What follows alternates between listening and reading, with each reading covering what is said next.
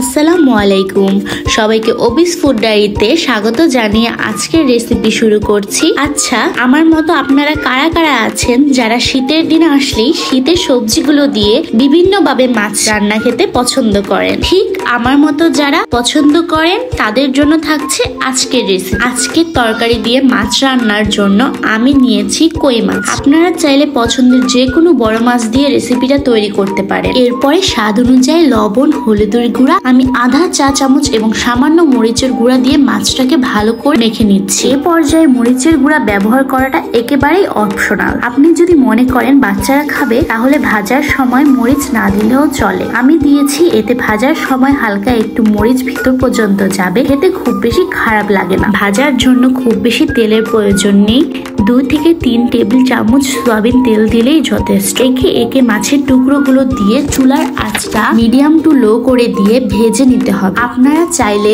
একটু কড়া করে ভাজতে পারেন, লাল লাল করে, আবার চাইলে হালকাও ভেজে নিতে পারেন। আমি আজকে হালকা ভেজে নিচ্ছি। মাছটা ভেজে নেওয়ার পর অন্য পাশে কড়াইতে সয়াবিন তেল দিয়েছি 1/4 কাপ এবং একটা পেঁয়াজ কুচি দিয়ে নরম করে পেঁয়াজটা ভেজে নিচ্ছি। এবার আমি ব্যবহার করছি আদা রসুন বাটা, দুটো মিলিয়ে 2 চা চামচ আছে। হলুদের গুঁড়া আধা চা চামচ, 1 চা চামচ মরিচ গুঁড়া আর স্বাদ মতো লবণ দিয়েছি। এবার দিয়ে নিচ্ছি পানি। এখন কষিয়ে নিচ্ছি।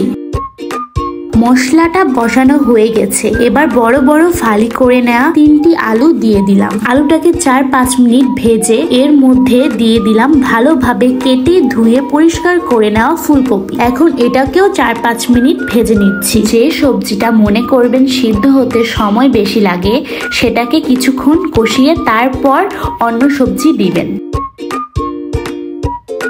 পর্যাপ্ত পরিমাণে পানি দিয়ে আধা সিদ্ধ করে নিয়েছি সবজি। এবার দিয়ে দিচ্ছি ভেজে নেওয়া মাছ।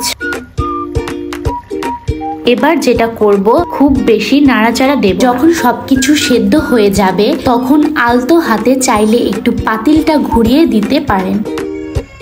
এবার স্বাদ অনুযায়ী জিরার গুঁড়ো দিয়ে চুলা থেকে নামিয়ে নিচ্ছি। ব্যাস হয়ে গেল শীতের সবজি দিয়ে তৈরি করে নেওয়া মাছের তরকারি। এটা গরম গরম ভাতের সাথে খেতে যে কি পরিমাণ স্বাদ, যারা এই তরকারিটা পছন্দ করেন শুধুমাত্র তারাই জানেন। সবাই খুব ভালো থাকবেন। আজকের মতো বিদায় নিচ্ছি। আল্লাহ হাফেজ।